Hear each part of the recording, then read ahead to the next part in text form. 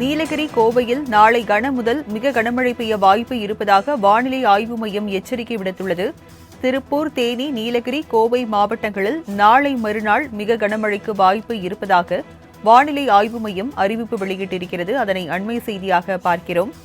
நீலகிரி, கோவையில் நாளை கன முதல் மிக கனமழை பெய்ய வாய்ப்பு இருப்பதாகவும், திருப்பூர், தேனி, நீலகிரி, கோவை மாவட்டங்களில் நாளை மறுநாள் மிக கனமழைக்கு வாய்ப்பு இருப்பதாகவும் வானிலை ஆய்வு மையம் எச்சரிக்கை விடுத்திருக்கிறது. விவரங்களை செய்தியாளர் செலினா வழங்க கேட்கலாம். செலினா, வானிலை ஆய்வு மையம் வெளியிட்டுள்ள இந்த அறிவிப்பு குறித்து பதிவு பண்ணுங்க.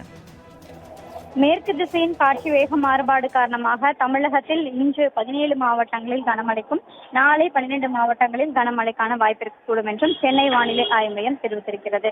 குறிப்பாக தமிழகத்தை பொறுத்தவரையிலும் தொடர்ச்சியாகவே கடந்த ஒரு வார காலத்திற்கும் மேலாக கனமழை என்பது பெய்து வரக்கூடிய நிலையில் இன்று தமிழகத்தை பொறுத்தவரையிலும் நீலகிரி, ஈரோடு, கோவை, திருப்பூர், திண்டுக்கல், தேனி, தென்காசி, கன்னியாகுமரி, திருநெல்வேலி, நாமக்கல், சேலம், தருமபுரி, திருவண்ணாமலை, திருப்பத்தூர், கிருஷ்ணகிரி, வேலூர், ராணிப்பேட்டை ஆகிய 17 மாவட்டங்களில் இன்று கனமழைக்கான மஞ்சள் நிற எச்சரிக்கை என்பது விடுக்கப்பட்டிருக்கிறது.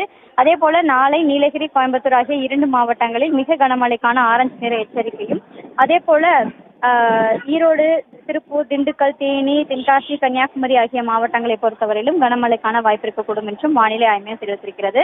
தமிழகத்தில் இன்றிலிருந்து குறிப்பாக 19ஆம் தேதி வரையிலுமே லேசான முதல் மிதமான மழைக்கும், ஓரிரு மாவட்டங்களை பொறுத்தவரையிலும் கனமழைக்கான வாய்ப்பு இருக்கக்கூடும் என்றும் வானிலை ஆய்வு மையம் எச்சரிக்கை விடுக்கப்பட்டிருக்கிறது. விவரங்களை வழங்கியதற்கு நன்றி செலினா.